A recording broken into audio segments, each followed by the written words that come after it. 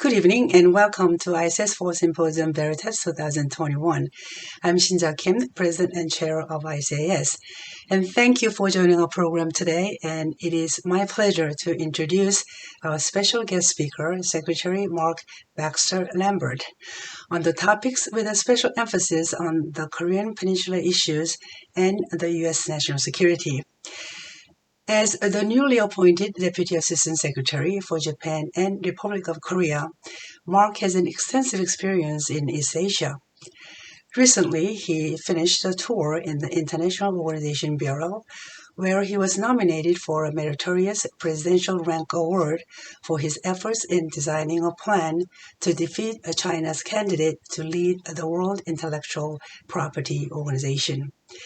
Previously, Mark served as a special envoy for North Korean affairs, where he participated in negotiations with the PRK aimed at denuclearization of that country, and devised and implemented a global pressure campaign to cut off hard currency to Pyongyang.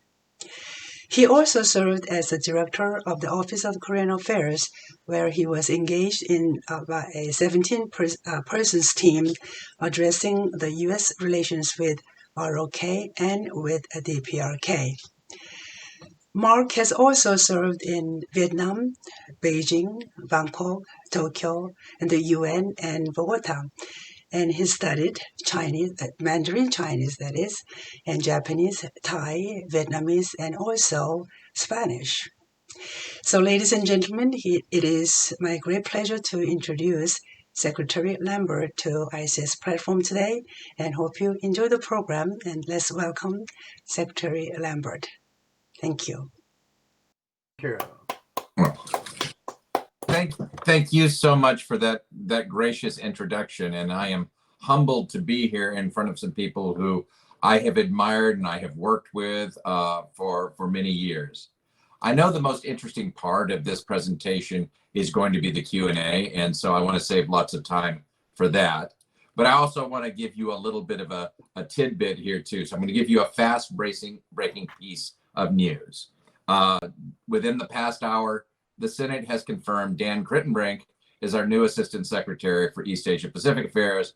And I know Dan is going to be fantastic working on Korean issues. So given his extensive background, it's going to be terrific to have an Assistant Secretary in place to help advance what we're trying to do, not just in Korea, but in all of East Asia. So my prepared remarks, what I'd like to do is offer just a few thoughts about our relationship with the Republic of Korea since the Biden-Harris administration has taken office. First, I'd like to underscore, and it should be obvious, diplomacy is at the center of U.S. foreign policy again. We're working to strengthen our alliances and engagement with the world to meet the challenges of today and tomorrow. President Biden and Secretary Blinken have made clear that not only in their words, but I think most importantly, in their actions by including a very deep effort focused on enhancing our relationship. No relationship at all is commodity is more important than the time of the President of the United States. And I think it's significant that the second person, the second counterpart that President Biden hosted at the White House was Secretary Moon Jae-in. But also you look at the attention that we're giving to the relationship in Korea. Secretary Blinken and Secretary Austin visited Seoul and Tokyo for their first overseas cabinet level visit in the administration. Deputy Secretary Sherman traveled to Tokyo and Seoul on her first trilateral engagement, both with ROK First Vice Foreign Minister Che and Japanese Vice Foreign Minister Mori. And these have been followed by meetings with President Moon, Foreign Minister Chung, and others in Seoul. Yesterday, I was in New York, where Secretary Blinken met trilaterally with Foreign Ministers Chung and Motegi, and on the margins of the U.S. General Assembly. In addition, he had substantive bilateral meetings with Foreign Minister Chung and Motegi. As we've stressed in all of these engagements, the U.S.-ROK alliance is the linchpin of peace, security, and prosperity in Northeast Asia, in a free and open Indo-Pacific region and across the world. Simply put, what we're trying to do is take this relationship that has been so strong for decades and make it more global in nature. Our challenge is to identify how to do so in a 21st century that poses new and unique challenges, but also many opportunities. In other words, how do we make this relationship relevant, not only for our two peoples, but also for the people in the rest of the Indo-Pacific and globally? Part of figuring out how to use this alliance for the global good is looking at the Indo-Pacific region more holistically. So we're focused on things like how to address COVID-19. Korea is very interested in making itself a vaccine hub. We're very interested in using existing mechanisms like the CHORUS arrangement to facilitate that, so that we're not as dependent as we have been in dealing with COVID-19 for future pandemics to one supply chain. In addition, I think it's significant the two-way street that has existed on addressing the COVID-19 outbreak. We're very grateful for Korea's response to our need when COVID was first breaking out in the United States by supplying protective masks and facilitating the purchase of lots and lots of COVID-19 tests. In addition, we've been working with the Koreans on developing vaccine protection and making Korea a hub, as I've mentioned before. Following the bilateral summit between Presidents Biden and President Moon, the United States and the ROK established the comprehensive CHORUS Global Vaccine Partnership. This was a big topic of what we talked about yesterday in New York. How can we take that and use our bilateral relationship to help other countries in Asia and around the world to better address the COVID-19 outbreak? If we want to beat COVID by next year, we're going to have to work in new and creative ways. We also have an opportunity, and this was highlighted in the joint statement that was issued when President Moon was here in Washington, of focusing more closely on the countries of Southeast Asia. We will soon be unveiling our Indo-Pacific strategy. Korea has already unveiled its new Southern policy. Both of these will overlap in Southeast Asia. We have a shared interest in making not just the 10 countries of ASEAN stronger, but ASEAN as an institution stronger. And I think we can focus on areas like health security, climate change, S&T cooperation, renewable energy, law enforcement, cybersecurity, and other areas. In addition to looking at the countries of ASEAN, I think we have an opportunity to work more closely with the Pacific Island countries. Another aspect of what we're exploring to do with broadening this relationship is take the economic relationship and make it more strategic. We're trying to move beyond just the bilateral tensions that have existed in past years in the economic relationship and look at ways that perhaps we can work together to build capacity and address challenges, set standards that will make the world more prosperous in the 21st century. The ROK is the world's 10th largest economy. It's a leading manufacturer of semiconductors, automobiles, and EV batteries. It's a major source of cultural exports. It was interesting that when we were up in New York, of course, the K-pop was a huge source of conversation. Korea is looked at as a global hub of technology and innovation in a new way. Last time I was in Seoul, I had an opportunity to talk with colleagues at Boeing. And it's interesting how Boeing has chosen to put its latest and most high-tech R&D center in Korea. And that's a reflection, I think, of how Korea is a leader in cutting-edge technologies. I think furthermore, though, if you look at Korea's remarkable economic success, it offers a framework that other countries can copy. You couple that with Korea's own history of going through a transition from a single-party state to a multi-party, very vibrant democracy.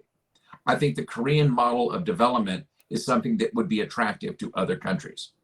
At a time when democratic norms are under assault, at a time when institutions that were created after World War II to make us avoid conflict and to resolve issues peacefully, both the UN organizations and the Bretton Woods organizations are under attack.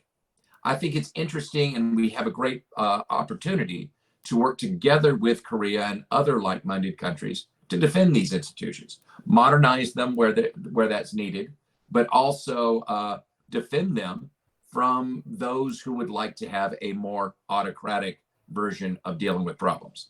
This includes the standards that will deal with issues like artificial intelligence, 6G, and those things. In effect, the decisions that are going to be made in the next few years about standards to deal with information security, with a digital economy, that's going to affect the next generation. And I think that Korea and US working together on setting those standards to enforce transparency is a better way of going at things than trying to go alone. People-to-people ties are a huge part of what we're trying to do. By date, I understand over 1.7 million Koreans have been enrolled in the United States since 1955. During the most recent academic year before COVID, 2019-2020, more than 49,000 Korean students were in the United States. The Republic of Korea is the largest per capita source of foreign students in the United States from East Asia. Approximately 27,000 US and ROC citizens have participated in US-sponsored exchanges. This includes over 7,000 Fulbrighters and more than 2,600 International Visitor Leadership Program participants. Prominent alumni in the Republic of Korea include 9 ROC prime ministers, countless dozens of National Assembly members, 2 former presidents, including Kim Dae-jung, a Nobel Prize recipient, and the new mayors-elect of Seoul and Busan.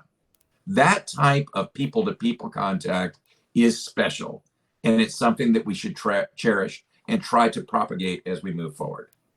Now, as we all know, the DPRK remains a core issue in our bilateral relationship, and it remains a top US priority to work towards the denuclearization of the Korean Peninsula.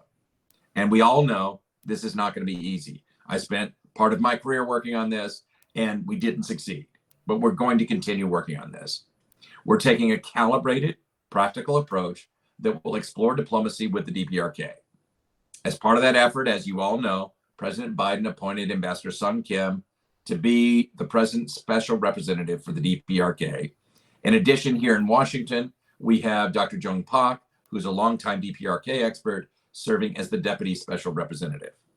We've made it very clear to Pyongyang, we will go anywhere. We will talk to the North Koreans anywhere. There are no strings attached, but unfortunately, they have not responded to date. Our diplomatic efforts will be built on the 2018 Singapore Joint Statement and other past documents and statements, including the 2018 Panmunjom Declaration and the 2005 Six-Party Talks Joint Statement. To that end, as I mentioned, we've reached out directly to Pyongyang to initiate dialogue, and we will go anywhere to talk with them. The United States will continue to work closely with our allies and partners, especially the ROK and Japan, as well as others with an interest in prosperity on the Korean Peninsula, to chart a path towards complete denuclearization and a lasting peace regime on the Korean Peninsula. We may disagree in tactics, but I think our shared objective is the same. We continue to have a responsibility to implement the UN Security Council resolutions addressing the DPRK, just as we will implement other UN Security Council resolutions. We will continue to call on all UN member states to fulfill their international obligations in line with our goal of reinforcing global counterproliferation efforts. That makes us all safer. Furthermore, consistent with the Biden-Harris administration's focus on human rights, we will continue to advocate for the human rights of the people of North Korea. We're prepared to work cooperatively with the DPRK to address humanitarian concerns. We will continue to support the provision of humanitarian aid consistent with international standards for access and monitoring to the most vulnerable North Koreans, regardless of progress on denuclearization. We will lend our support to inter-Korean humanitarian cooperation projects and we will hope to resume cooperation in recovering the remains of U.S. servicemen still missing from the Korean War. Moreover, we are open to exploring meaningful confidence-building initiatives with the North. Few relationships are more important than the one between the ROK, Japan, and the United States. Our three countries are resilient, we share common security objectives, and our trilateral defense cooperation has withstood the test of time. This importance was highlighted by last night's meeting in New York among our three foreign ministers. It's highlighted again by the pledge that Deputy Secretary of State Sherman has made to hold quarterly meetings at the vice foreign minister level. And we will continue to do this when addressing the North Korean issue in our efforts led on our part by Ambassador Sung Kim. The United States, the Republic of Korea, and Japan are working together to strengthen bilateral and trilateral cooperation to address challenges like the climate crisis, COVID-19, supply chain resiliency, cyber threats, and threats to the rule-based international order and human rights on a global scale. We're exploring cooperation in areas such as smart, sustainable cities, the digital economy, inclusive growth, quantum sciences, artificial intelligence, space exploration, biosciences, and a wide range of sensitive and emerging technologies. The issues of the 20th century, particularly those surrounding World War II, have to be addressed. We understand that. But we think it is very important that we also work together to address the issues of the 21st century. In all of our engagements, we have reaffirmed support for Asean Centrality and the ASEAN-led regional architecture. We discussed how to support the people of Burma. We're discussing how to meet our joint obligations to combat climate change. We're discussing how to tackle COVID together. So, in closing, what I'd like to say is defending freedom, championing opportunity, upholding human rights, and respecting the rule of law are all fundamental values we share with the Republic of Korea. Korea has a unique position because of its history, because of going from a war-torn country with a devastated economy to now a juggernaut of change in the world, to going from a country that lived under a single-party military-led government to a vibrant democracy. We're proud to be a partner with Korea. We look forward to deepening this relationship, irrespective of who the next president of Korea is. So, with that is my rather long-winded and prepared remarks. I really want to get in a dialogue with you because I want to hear your ideas on where you think we can take this relationship as we move forward. Thank you. Thank you, Mark. That's a great speech. Okay, first discussant, Bruce Bechtel. Go ahead, please. Hi, Mark. Bruce Bechtel here from lovely, scenic San Angelo, Texas. I have and by the way, this is not a question, this just references your remarks. I do have a question, but you talked about all the Korean students in the United States. We have over 800 at Angelo State, and they do very well, and we're very proud to have them. So I think that was great that you brought that up, and it is a great way to people exchanges. That's certainly having all those Korean parents paying all that tuition. It helps us build buildings is a great thing. So appreciate it. My question is in two parts really. Is there because obviously as a professor I read a lot of stuff, as probably everybody on this screen does. I'm seeing a lot of talk among academics and think tank people about the possibility that the current administration may lower sanctions. So the first part of my question is there actual active discussion about lowering sanctions or easing sanctions, part one? And two, is there a discussion about actually discussing a peace treaty with the North Koreans, because there's also a lot of talk about that right now. And I'll give you back to screen. Bruce. Okay, thank you, Bruce. I'm a proud graduate of Baylor Law School, so I salute you in Texas there for promoting US ROK student exchanges. Getting to your questions now, let me caveat this. I don't do North Korea anymore. Ambassador Sun Kim and Jung Pak do North Korea. Our problem with talking about anything with the North, sanctions relief, end of war declaration, opening a liaison office, anything, is you need to talk to the North in order to discuss those things. We've made repeated overtures to the North to sit down and talk about things. And we made it very clear we have no preconditions. Under the previous administration, we made it very clear to the North that we could go as fast or as slow as the North wanted to go. We could talk about a few things in exchange for a few things, or a lot of things in exchange for a lot of things. But in order to have that conversation, you've got to have that conversation. And we're just not having it. We have made it clear we want to talk to the North. Some people speculate that the North is obsessed, like we all are, with COVID, and for that reason they can't send diplomats out to interact. Others speculate that they're waiting for a new regime in South Korea. Who knows? Our job is to continue to make it clear we're willing to talk to them, and they haven't answered that. Thank you, Mark. Bruce Bennett, go ahead. Thank you. Mark, question. What is the United States doing to convince our ROC allies that they need to demonstrate a positive attitude toward accepting the North Korean elites as part of Korean unification? Well, good point, Bruce. And it's good to see you there. I hope all is well in Santa Monica. Thank you. I think, again, this kind of goes back to my answer to the other Bruce. We've made it clear that we are willing to build on the statements that were made in Singapore. We've made it clear that we're willing to continue the work that previous administrations have done. And part and parcel of that was to say there is a prosperous future for the people of North Korea.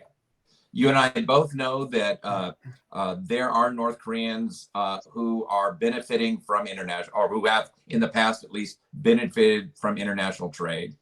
We've tried to make it clear to the North Koreans that if it integrates itself more deeply into the global economy, it could take off. That opportunity is still there. But again, until we can sit down with the North, we can't have that type of a conversation. I'm confident sooner or later we will be able to sit down with the North. It's just frustrating that we're hearing nothing when we make overtures. That's great. Hey, Don Kirk, I saw you coming in. Don? Kirk? Yeah, thanks for giving me Go ahead. the opportunity. Yeah, thanks for giving me the opportunity. Okay. Despite all the very diplomatic talk from Mr. Lambert, there seem to be serious disagreements between the U.S. viewpoint and the ROK viewpoint on how to deal with North Korea. President Moon the other day at the UN stressed the possibilities for an end of war agreement. Now, you can say, well, yeah, the North won't talk to us, so what can we do? But I think this ROK would disagree with that. They would think maybe the U.S. should make some moves first or whatever. So how do you rationalize these disagreements? What are you doing about them? Can you explain away these disagreements, without covering up and papering over what everybody knows is some problem between the U.S. and ROK?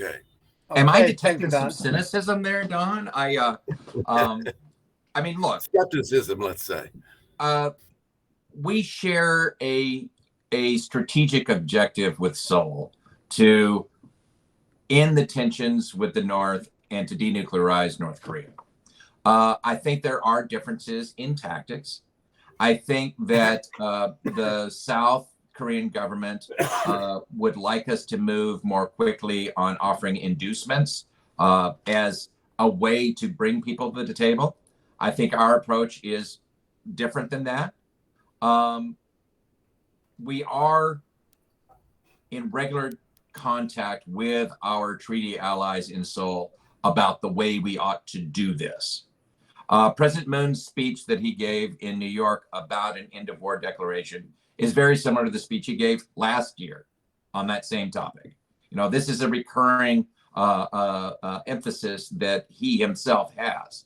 Our concern is that we not give a false narrative to the North that in any way, shape, or form would jeopardize our troop presence in South Korea or the ROK-US alliance.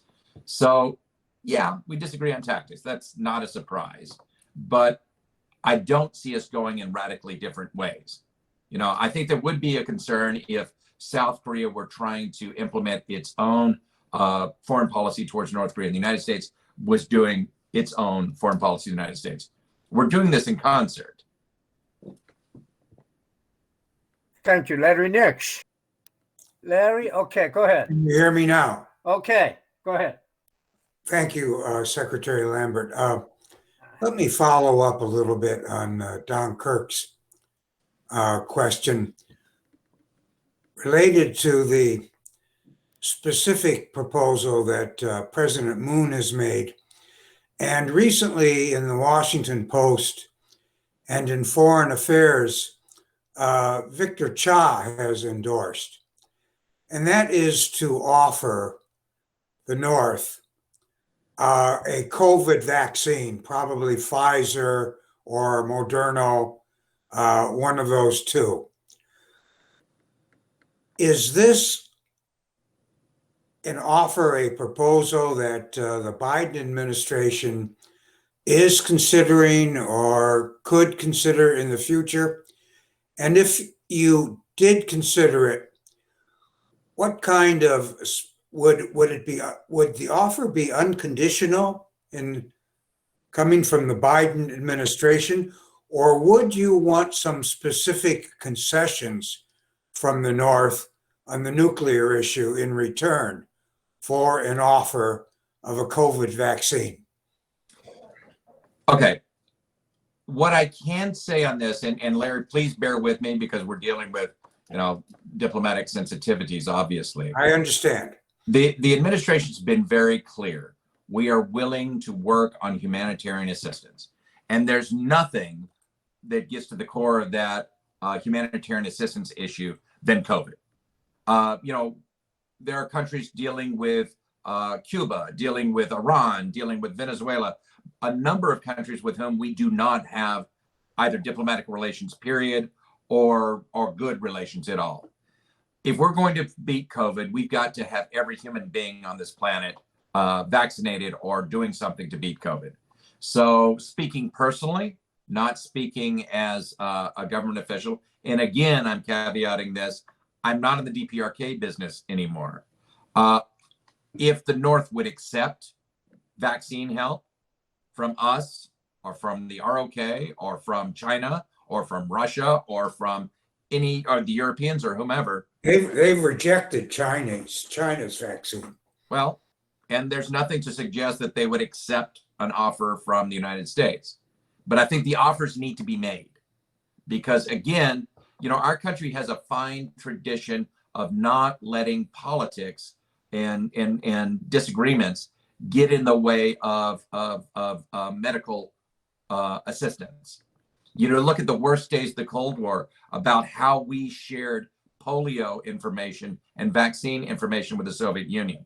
That's a tradition I think we Americans can be proud of. And I think a similar approach, if it would work with the North Koreans, should be offered. And just as with polio with the Soviet Union, there was no strings attached to that.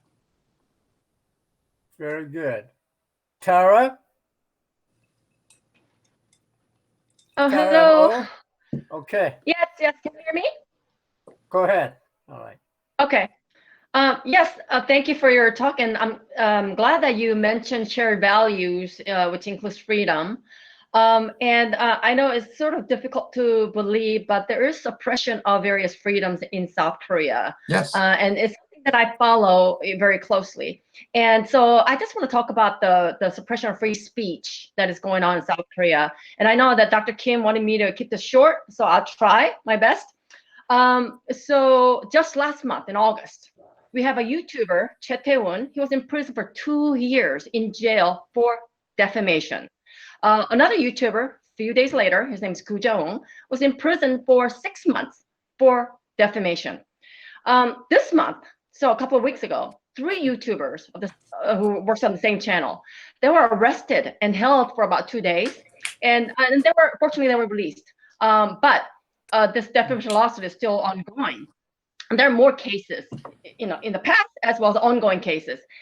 In South Korea, the defamation or libel lawsuits are not just for civil courts, but also for criminal courts. So in other words, it's considered a crime if it's proven that way. And another important element is that truth is not a defense. So they could be saying the truth, but that could still be considered defamation. They can still go to jail.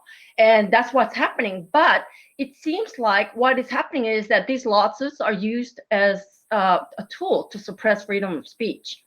I mean, I can give you more background information later on, but I noticed that the State Department publishes country reports on human rights practices every year. And I was just wondering, will this muzzling of YouTubers be considered for the next report? I actually have a second question, which is related to this term denuclearization of the Korean Peninsula versus denuclearization of North Korea. They have very different meanings. I just asked that maybe U.S. government uses the latter term, denuclearization of North Korea versus entire Korean Peninsula. And again, I can provide additional information, but I know Dr. Kim will chastise me for being too long. So I will end my questions there. So thanks. Okay. Look, Tara, thank you for ideas. Share with us anything, either our embassy in Seoul or the State Department's Korea desk, please do. As for the former question, look, I've worked on human rights in Vietnam, in China, and in Colombia. We all fall short. And I think it's incumbent on all of us to shine a spotlight on what we see are practices that fall short of international norms. So are you located in Seoul or are you located in the United States? In the United States. Okay. Provide the information to the Korea desk. Also contact our embassy in Seoul. We will, as you know, the annual human rights report covers every country on the planet, and ask them to look into this and ask them that question. If we can't talk about our disagreements on these issues with our closest friends, it makes it really hard to talk about them with countries that have systemic problems of long standing. So I believe we all need to talk about these things. Thank you. All right. Thank you. Gil Roseman? Yes. Hi, Mark. I've got a few questions related to Russia. Okay. We know that in the last couple of weeks, including at the Eastern Economic Forum, the Russians have called on South Korea to invest in the northern territories. And the Japanese are furious with what the Russians are doing in their new approach after Prime Minister Mishutin visited that territory a month and a half or so ago. Has the South Korea given Japan any assurances that it's going to try to keep its companies from investing in that area where the Japanese regard the Japanese sovereignty? Beyond that, Russia, along with China, has made a big deal of the Korean War and the history of from 45 on, emphasizing the righteousness of the North Korean cause and the war.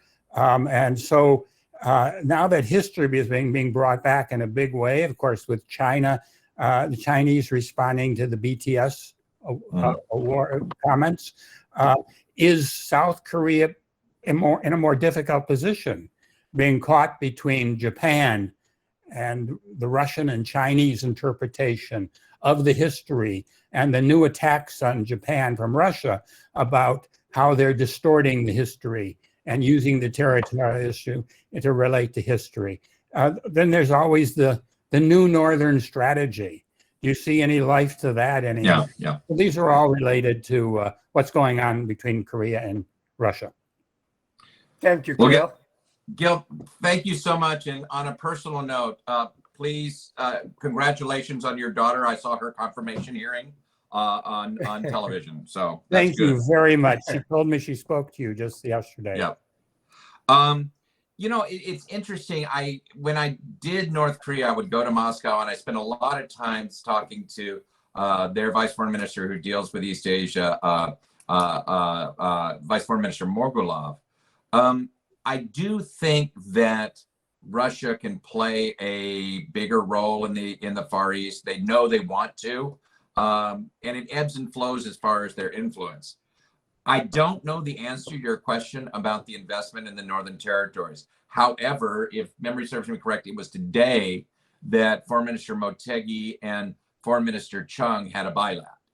So the readout of that, I think, which I have not seen yet, would be the one to look for to see whether the Japanese have raised this in a bilateral context. The Korean War, the description of the Korean War, that is a constant source of irritation. I remember I was serving in Beijing during the 50th anniversary of the war, and there was a lot of revisionist history coming out in Chinese press describing it, just in a false way. I want to dig into this a little bit just because I'm a history geek, but also the way you describe the past is so often used as the justification for today's actions or for tomorrow's actions. So let me take this as a cop-out that I don't know the answer to your questions, but you've just set off a little alarm bell in the back of my head. This is something we need to be smarter on. So Great. I will make sure that we're smarter on this. Send me a note, say a couple of weeks from now, and maybe I'll have a better answer. I will. Thanks. All right. Thank you, Gil. Richard White? Richard? Yes, thank Okay, you. Under ahead. what conditions would the administration support a revival of the six-party talks? Richard, that is such a hypothetical. I mean, come on. I mean, there are so many unknowns in that one. All I can say for sure is we're willing to talk to the North Koreans, no strings attached. If something were to evolve from a bilateral discussion that Sung felt was best dealt with through a six-party or another combination, I'm confident we would explore that. But there are just too many variables in your question. All right. Now, Benji Pian?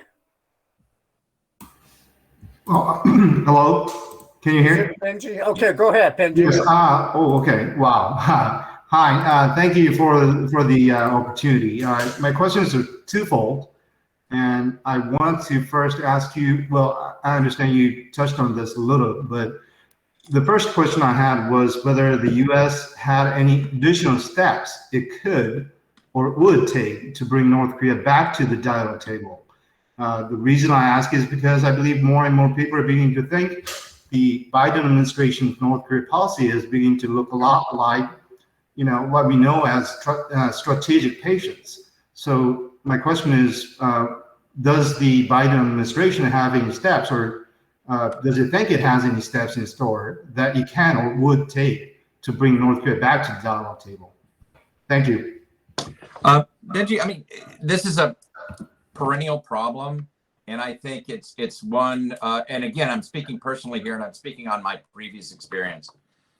Why do we think that negotiating with ourselves is a good thing to do? I've never understood that. Of trying to anticipate what it is. If we don't do this in any other type of negotiation.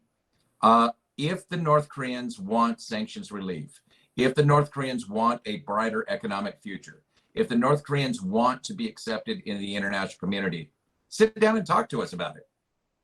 We don't go through those gymnastics with other countries. Very good. Ellen Nakashima?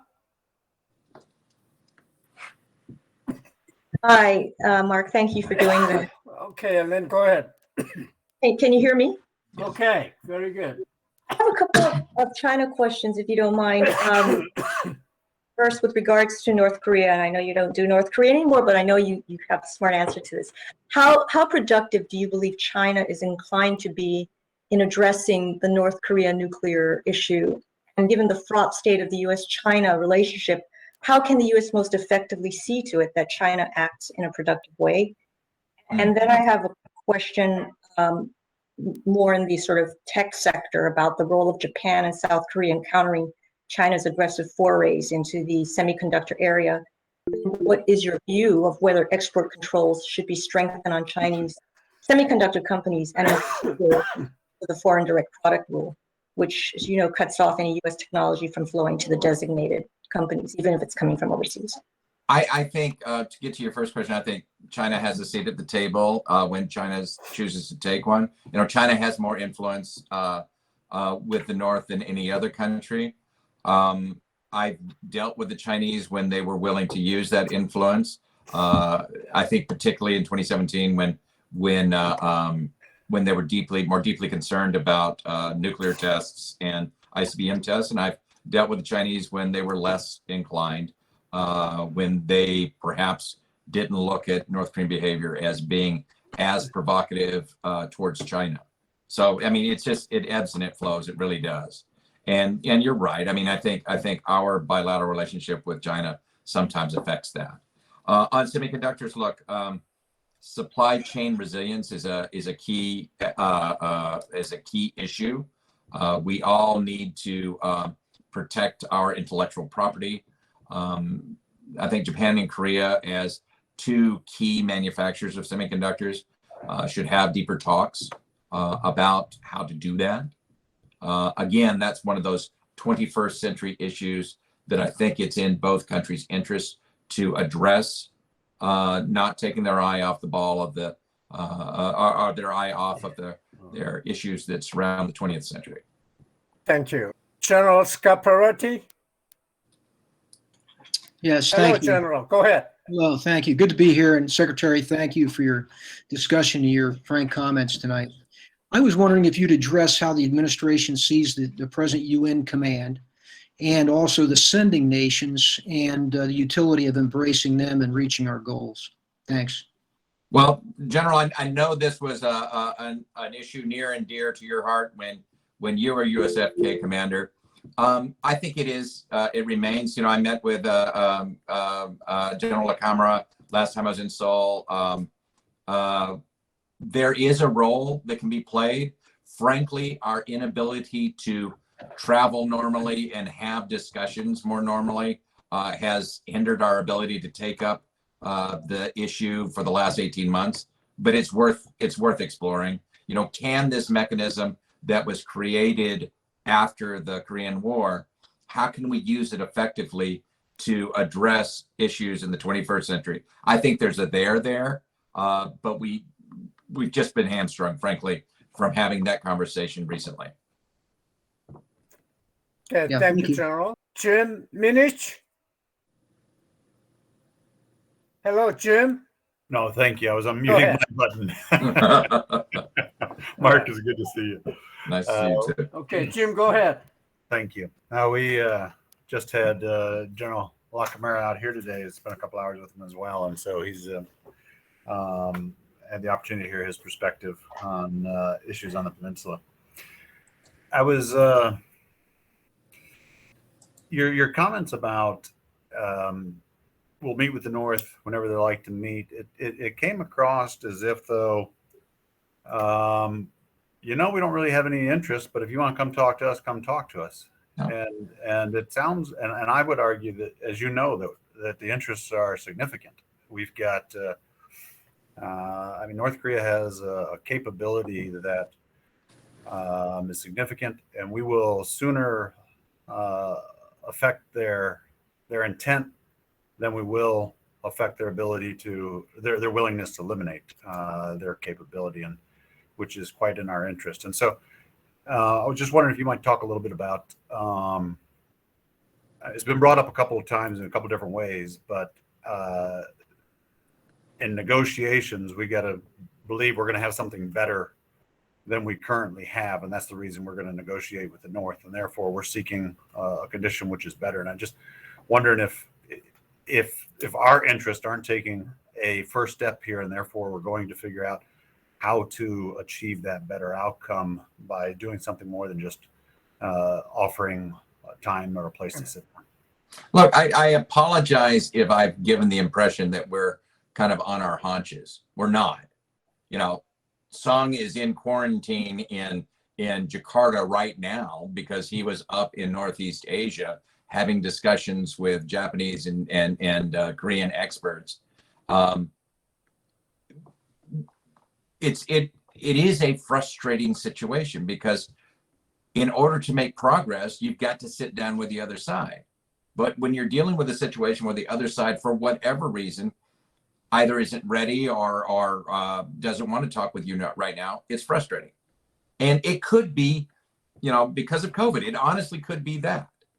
It could be because of they want to wait until there's a new government in Seoul. It could be any number of things, but it's frustrating. But I can assure you that when the President of the United States appointed Sung Kim as a presidential representative on DPRK, that's illustrative. We are serious about this.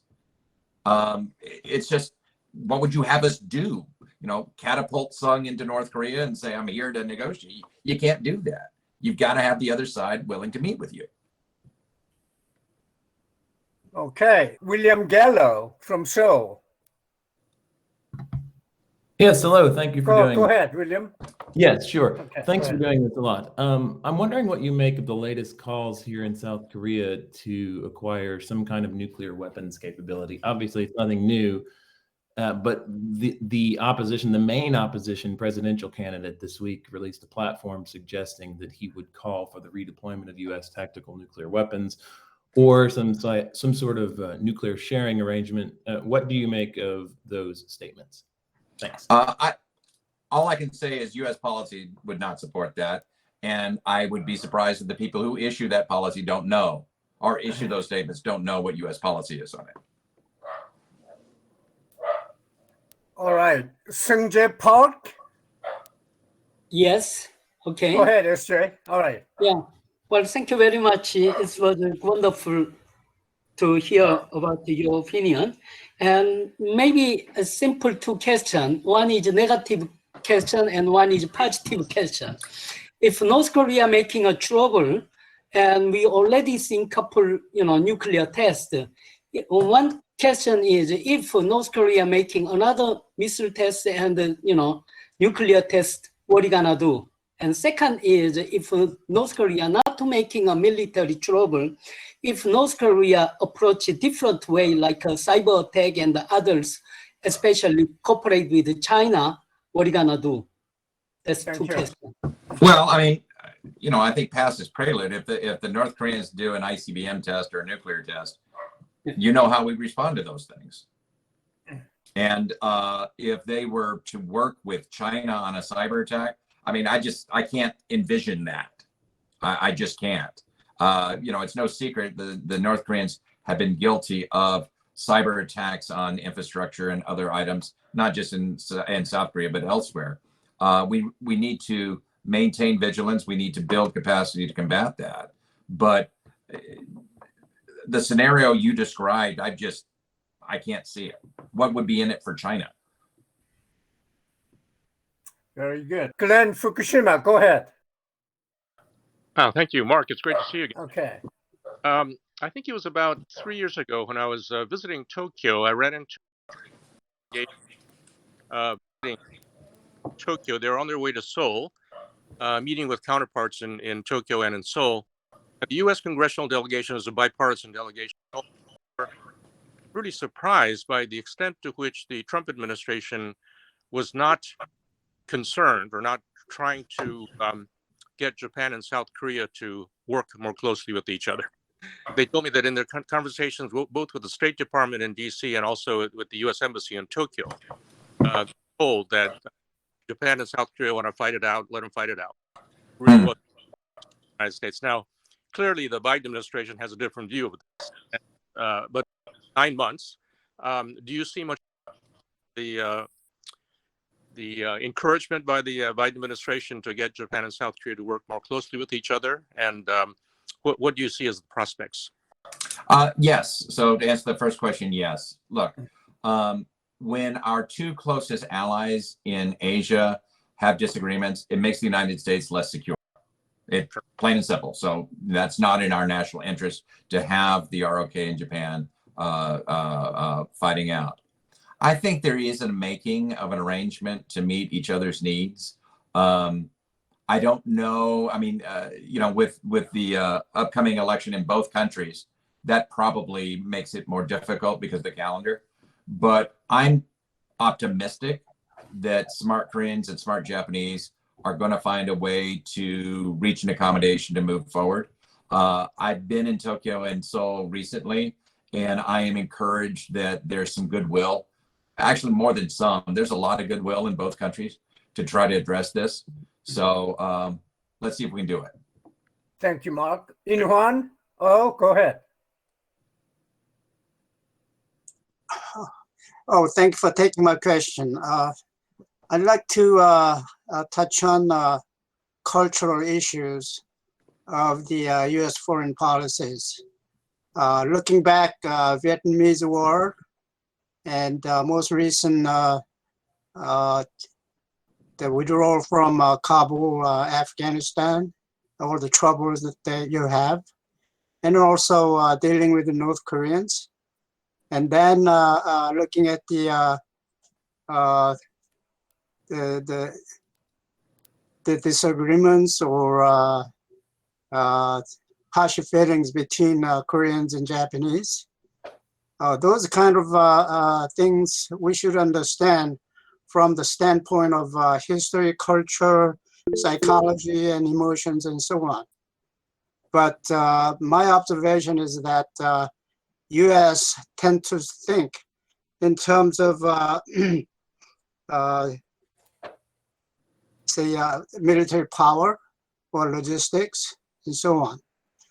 But humanity factors in policymaking process affect more than what the U.S. perceives. That's my impression. So my question to you is that do you have in your department somebody, senior staff, who can provide cultural input to you in your policymaking process on Korea, Japanese, China, North Korea, and so on? I feel that it lacks quite a bit. Well, I'm very proud of the fact that on our teams, both who deal with China, who deal with Korea, who deal with Japan, we have a number of very, very bright people, some of whom who own graduate degrees in history, in the politics, in the economics of those countries. You're exactly right. I mean, culture is an important factor in understanding why today's events take place. You need to understand the history of Korea, of Japan, of China, to understand some of the knee-jerk reactions each of those countries have. So I would be a little defensive of your suggestion that we're going into this just oblivious of those things. Actually, we're not. Okay. Nobuo, go ahead. Thank you. Right. Thank you very much, Secretary. It was very good question and answers and your presentation. My question is the Japan, US, Korea collaboration. I'm from Tokyo and used to be the executive director of the IEA, International Energy Agency. So my question is about collaboration on the nuclear technology that Japan, Korea are interested in the development of the so-called versatile test reactor in the Idaho National Laboratory. So, and it's more the proliferation resistant technology and the inherent safety feature. So I think trilateral collaboration in advanced nuclear system could be the one subject of the collaboration for the future. Another nuclear technology, you may know certainly that US is now offering nuclear propulsion submarine to Australia. Do you think nuclear propulsion submarine shared technology could be shared with Japan or South Korea? First of all, I'm glad you brought that. I was in Tokyo to help support Secretary Kerry's recent visit there to talk about climate change. And as you know, if we as a planet are going to successfully address the threats posed to our planet by climate change, we're going to have to look at a wide range of energy options, and those include nuclear. And I personally agree with you. I think the possibility of trilateral cooperation on nuclear energy among Japan, Korea, and the United States is pretty exciting. Not just for our three countries, but working to help other countries as they modernize their energy grids. That's something we need to do. Look, the just announced arrangement among us, the UK, and Australia focused on deepening cooperation in the Indo-Pacific and the possibility of nuclear powered attack submarines. It's an exciting issue. It really is. This is very much a moving issue right now. We need to have deeper conversations with all of our friends and allies in the region to see what they want. I don't know the answer to your question there of what others want, what capabilities are available yet. I'm confident we will have more conversations in the future, though. Thank you, Mark. Larry Nix, do you have a follow-up question? Yes. Go ahead. Sangju, Secretary Lambert, it seems to me that the biggest looming potential threat to the U.S. alliance system in the Western Pacific is about Taiwan. I was struck by the editorial in the Global Times recently, the editorial about the humiliation of the United States withdrawal from Afghanistan, with the statement by the editorial that that in view of this, it is no longer a question of if China will move militarily against Taiwan, but it's only a question of when China will move militarily against Taiwan. Now, I want to ask you specifically about Japan in this regard. I know that when Prime Minister Suga was here, I think in early June, was it? He did discuss Taiwan with President Biden. And I'm wondering, in view of this widespread perception of a poorly planned and implemented withdrawal from Afghanistan, and this kind of perception, including statements from U.S. military officials before Congress, of a heightened Chinese military threat to Taiwan, what is the reaction in Japan to all of this? Is this being widely discussed in Japan right now among academics, within the media? Is this a public issue in Japan, or are they low-keying it at the present time? Well, Larry, I would encourage you to do a Google search. Well, I should. It is a big issue in Japan right now. I think there's a growing concern about Chinese behavior towards Taiwan. For Japan, that's very close to them. What the southernmost island of Japan is, 80 miles away from Taiwan. So yes, it's very much issue du jour in Taiwan. Let me comment though too on what you've been saying about the Global Times editorial and other things. The Chinese, as we should expect, are trying to paint the United States as an unreliable partner and that we cannot be relied upon in East Asia. I'm encouraged though that the countries of East Asia seem to be pushing back at that and are not succumbing to that line of discussion. I would offer that our ability to focus on East Asia more clearly is probably not something that the Chinese are very happy about. Thank you. Don Kirk. Okay, well, thank you for, I've been kind of in and out on this discussion for various technical reasons, but my question is, and you may have covered this, Mr. Secretary, but in following up on Larry's question, if there is an incursion or cross-straits invasion of Taiwan, what would the U.S.-ROK relationship do about that? Could American forces based in Korea fly to the rescue of Taiwan? What would be your estimate of the response from the ROK? Would they try to be neutral about it, or would they, this would place us in quite a predicament, and your own evaluation or assessment would be much appreciated. I'm sure it would also be appreciated by the Chinese who are listening in on this. So I'm not going to go there. Oh, come on. Can't you say anything? No. Okay, thank you. All right, good. Inhuan, go ahead. Just one comment. Talked about six-party talks earlier.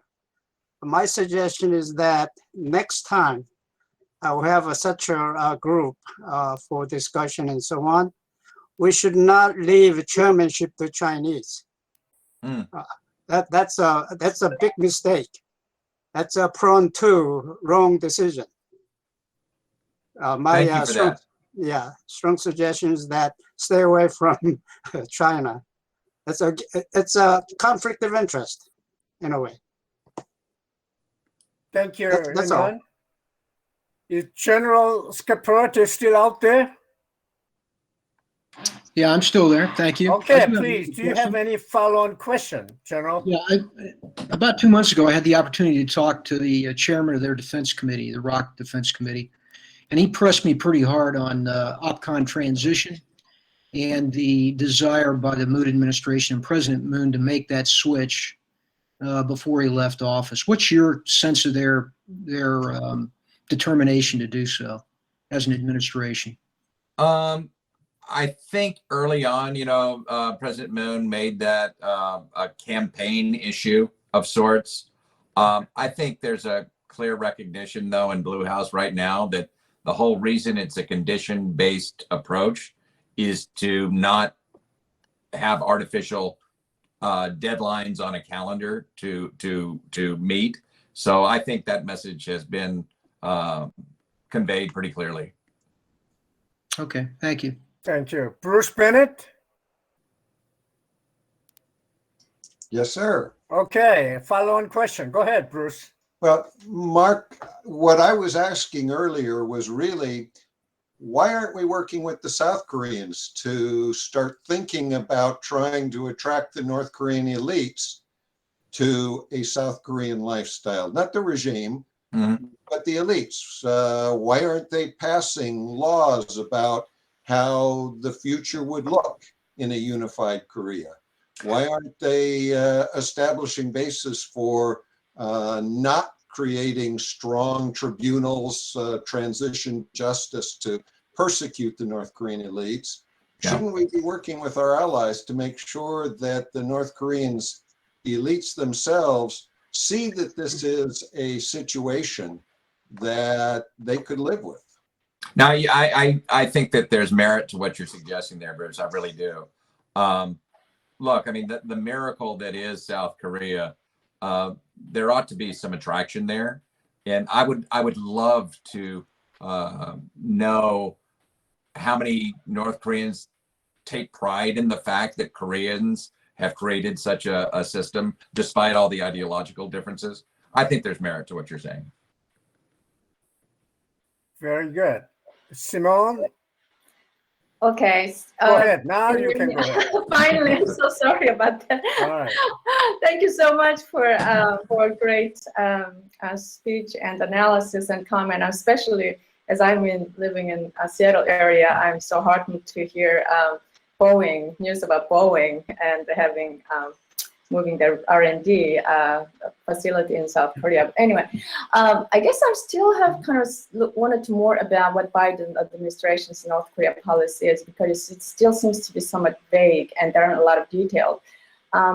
Suppose hypothetically, if North Korea says, they will be willing to sit down if, if the negotiation leads to, as a president, like a President Moon's proposal, ending the war on the Korean War. And then another hypothetical situation will be, instead of denuclearization in the front, as many analysts point out, maybe start with the arms control path. And another point, something you can think about, is the one that Vincent Brooke, suggested, and in the kind of long run, in integrating North Korea as sort of U.S.-based liberal institutionalized order. Now, what would be like, what kind of idea or do your opinion or view you hear within Biden administrations about those paths? Well, the administration very early on conducted a DPRK policy review, and so let's do some analysis of that. The president chose Sung Kim. Sung was deputy on the six-party talks. He has worked on the North Korean issue quite closely. During the lead up to the Singapore summit between President Trump and Kim Jong-un, Sung was up in Panmunjom negotiating the modalities of that. The Biden administration has said that it will build on the 2018 Singapore Joint Statement. It's going to build on the 2018 Panmunjom Declaration. So, those who say that it's strategic patience, neither of those documents were Obama-era documents. So, again, I feel like I'm repeating myself, and I apologize for that. But if we could sit down with the North and get a sense of what it is they want and stop guessing, I think we can make some progress. But again, speaking personally, it's a mistake to negotiate with yourself. Thank you. Tom Kim? Yeah, thank you. I think my question actually been discussed a couple of times during the last hour, but I want to raise the same question again. That is, what Mr. Lambert thinks is the real reason that North Korea is not responding to the calls of the United States to dialogue. You guessed a lot of speculations, and what else the United States should do, although you are not working on North Korea anymore, but with your experience and your position to know what's going on, the people who are dealing with this issue, and what the President Biden said, and what the policy objective is, that is the complete denuclearization of the Korean Peninsula.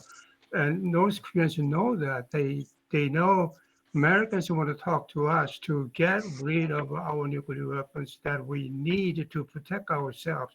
And another thing they always say is, it's always the United States has hostile intention, if not policy, toward itself. Therefore, unless they remove the root cause of a hostile policy or hostility from the United States toward the Pyongyang, they're not going to respond. So I said it enough. I think it can respond. Is there something more the United States should do to alert Pyongyang to come to the table? I don't think you lure a sovereign country to talk. That's what sovereign countries should do. I think also that this question of hostile policy, I have heard from so many quarters, academic quarters and well-meaning other diplomats, well, you need to get rid of your hostile policy. And then it begs the question, okay, what is our hostile policy? No one knows. What's our hostile policy? I defy you to point to something the North Koreans have ever said to define our hostile policy. It should not be our job to define it for them. Let them define it. They're a sovereign nation. Thank you, Mark. Tag Kim. Tag Kim, go ahead. Yes. Hi, how are you? Yeah, thank you for inviting me here. My first time here. And my question is, my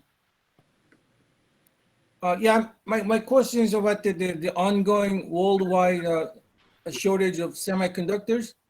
So I'm not too familiar with the issue myself. So can you tell us briefly about what are the core issues of this ongoing shortage of semiconductors? And I understand that the Korean companies like Samsung and LG, the CEOs of those companies were attending this meeting at the White House with other company representatives.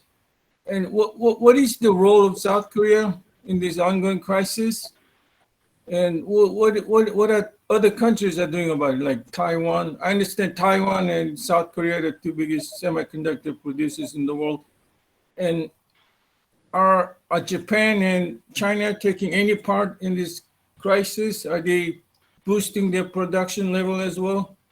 And my second question is, do you see any prospect of changing the government in next year's election in March, in terms of changing the presidential power election? Yeah, those are my questions. Well, semiconductors, look, I mean, so many items that we all depend on for day-to-day life as 21st century consumers depend on semiconductors. Military technology depends on semiconductors. There are different types of semiconductors. You know, Samsung is the world's largest producer of memory chips. Intel is the world's largest producer of logic chips. The companies that make semiconductors tend to be located in Taiwan, the United States, South Korea, and Japan. So if we are going to make ourselves less vulnerable to shortages of semiconductors, it might be worthwhile for our four governments to talk about how to prevent that. Also, semiconductors are modernizing at warp speed. The semiconductors that were cutting edge 10 years ago are virtually worthless today. There's a need, because semiconductors are an integral part of so many different types of items we use, or that our militaries use. We need to safeguard those. So that's basically what the problem is. As far as predicting what's going to happen in the spring in Seoul in the election, that's the beautiful thing about democracy. I mean, I don't have a crystal ball.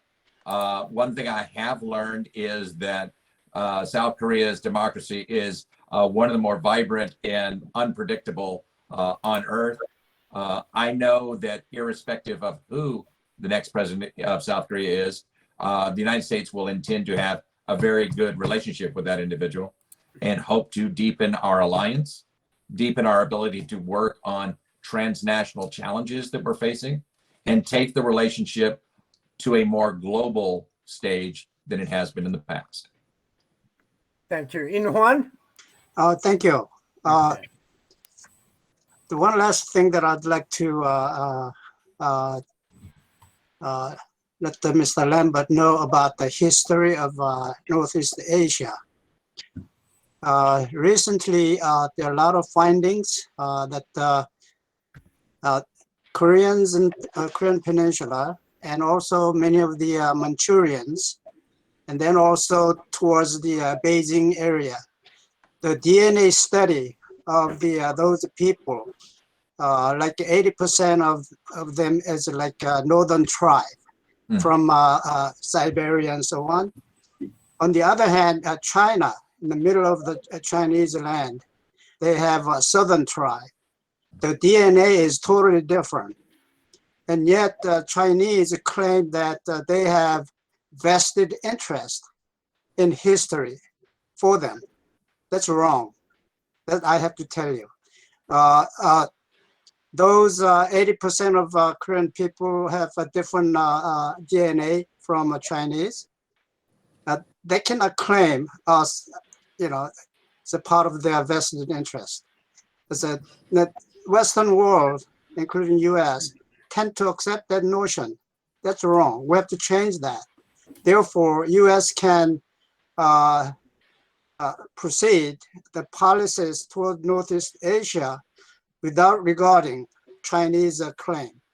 That's what I would like to point out to you. Thank you for that. I am unaware of the U.S. government accepting any type of claim from China that, you know, China is the sole repository of culture in East Asia. That's just not our policy. Thank you. Thank you. Tong, do you have any follow-on question? Tong. Yes. Go ahead. The question is, you asked what hostility means as far as North Koreans are concerned. I have defined that as anything that they do not like. Well, including U.S. The listing North Korea as a sponsor of the terrorist state and all kinds of exercises or whatever. That's how I define. But nevertheless, back in September 30, 2000 joint statement issued in Washington upon the visit of Vice Marshal Cho, Cho, and we made it very clear, and we did the same thing, that U.S. holds no hostile intent toward the DPRK. Yeah. We did the same thing in the agreed framework because we don't have, and even James Kelly told his counterpart that we don't have a hostile policy, but we are hostile to your behavior. We do have a hostility to what you do, but we don't have a hostile policy. So that's one thing. But nevertheless, they gotta know exactly what they can get.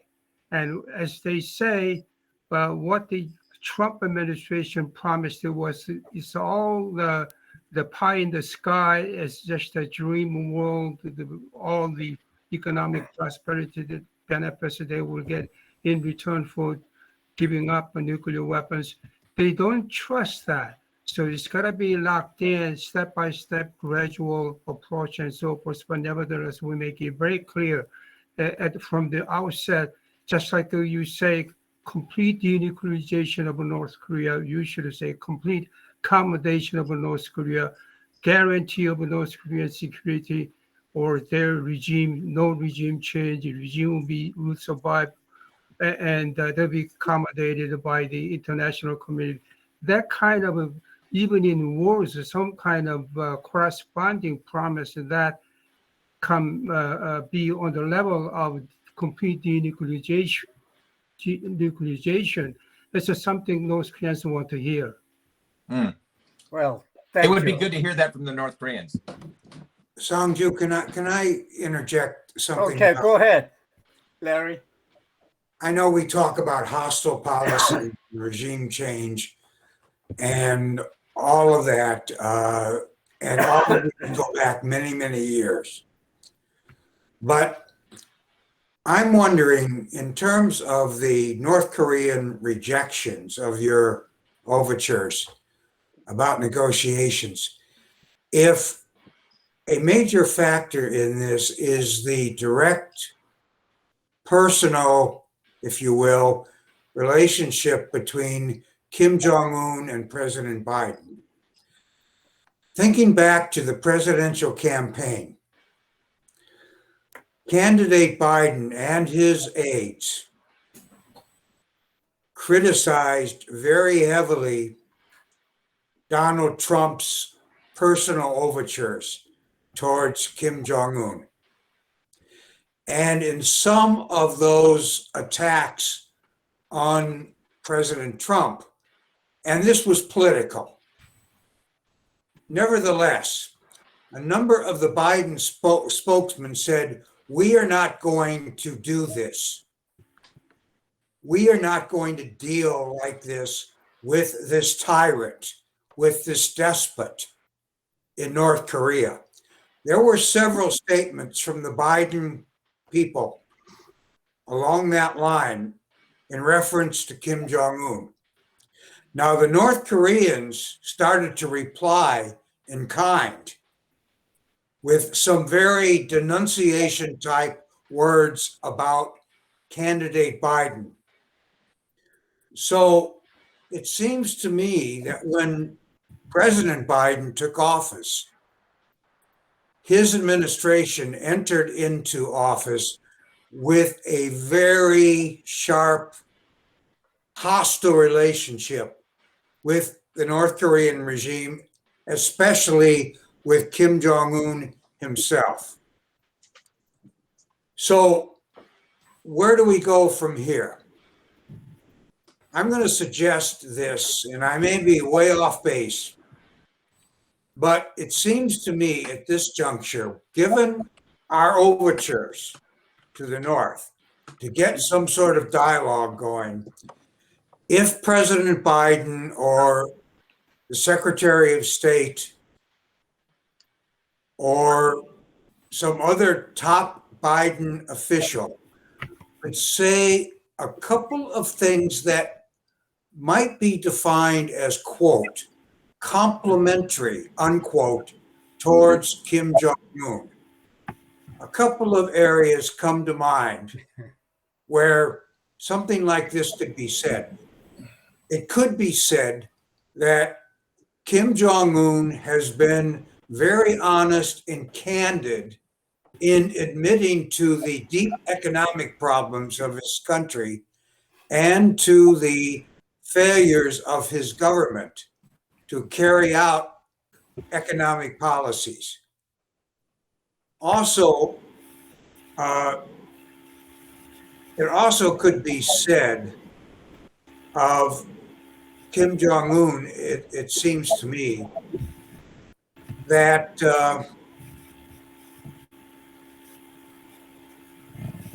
he is interested in a personal relationship with U.S. leaders. He does seem to be interested in that, and we recognize that. I'm wondering if some kind of a little bit more positive reference to him personally from President Biden or top Biden officials might serve to break this logjam that you've been telling us about in getting negotiations, some sort of contact or dialogue going.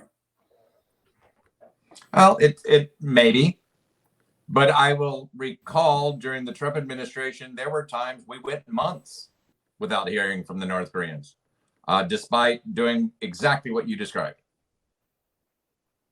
Well, I understand the deep problems in dealing with them. No, please, I'm a complete believer about that.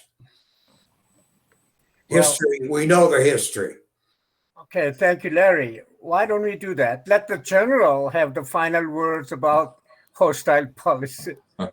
General. The final words. I don't know about final words on this issue. The one thing, I'll be frank. I think as we have strategic patience, we also have to understand that they continue to develop more nuclear weapons and develop their missile systems. Yep. At some point, the patience has to end, and there has to be some form of leverage that'll bring them to the table, or even an encouragement, as Larry just suggested. I think we need to probably look at all the areas, and I personally would prefer to do any and all diplomatic ones before we had to move toward more military leverage to get them to move. I think you're exactly right. I mean, there has been a tendency in some quarters to dismiss the short-range ballistic missile launches recently. But as you know, those are violations of UN Security Council resolutions, and they improve the North's capability to deliver weapons of mass destruction. And, the disturbing news of restarting Yongbyon or whatever's happening at Yongbyon, that is certainly not welcome news. And with each passing day, week, or month, it's not just possible, it's probable that they're improving their capabilities, despite, the hardships their people are going through. It is not a good situation. Thank you. Is Jim Minish still out there? Jim? Jim Minish? Well, if not, well, Secretary Lambert, thank you very much. Time is up. Generals, Inhuan, everybody, ladies and gentlemen, meeting is adjourned. Thank you Thank so you much. very much. Good show. Thank you. Thank you. Appreciate it. Thank you.